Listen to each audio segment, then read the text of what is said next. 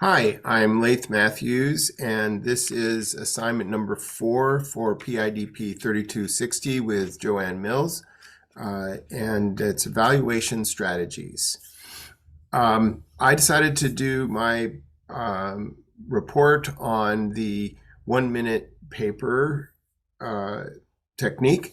And before I get into that, I just want to mention that it occurred to me in reading some of the materials that it's really important to be organized when if you're going to use any kind of evaluation strategy. And we have studied many different ways of creating lesson plans in the PIDP program. But this checklist looked very helpful to me. It just reminded me how you do have to be organized if you want to get feedback, and you have to plan for it and build time in for it. And this is just a little checklist from the handout from BCIT on teaching and assessment techniques. And also keeping a journal seems like a really good idea, because I often have insights after class that disappear. Okay, so getting on to the 1 minute paper methodology, I used the York University Teaching Guide, Teaching Assessment Evaluation Guide. That was also one of the handouts. And I found that very helpful, just the general summary. And so basically the way the 1 minute paper works is you would create a questionnaire for the students perhaps at the end of the class. That's how I would imagine it. And you would ask them a couple of questions. And this would be an anonymous survey, and you'd need to make sure you had a little bit of time for them to answer it. So the first question would be, what is the most important thing you learned today? This would give you some insight into what's working, what's not, what's actually getting through.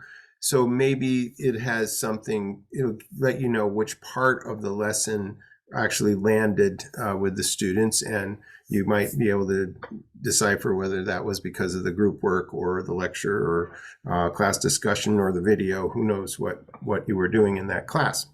You could relate it back to your checklist of your class outline.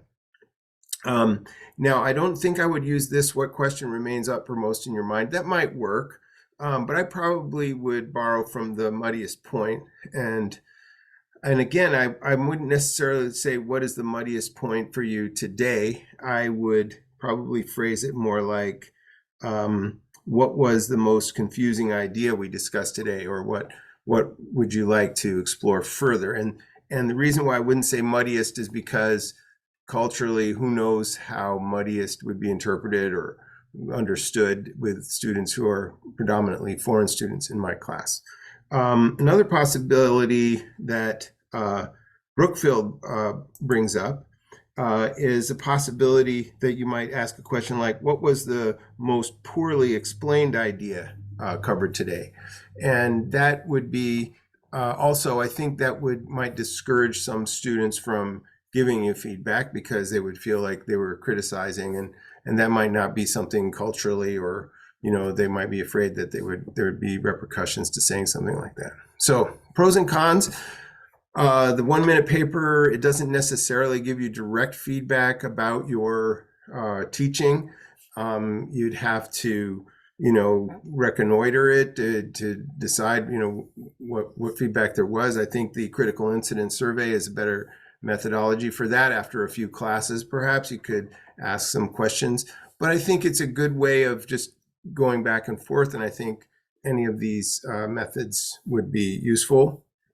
Yeah, so that's the cons. The pros is that it's very easy to do, and you could do it frequently, and just letting the students know that you're interested.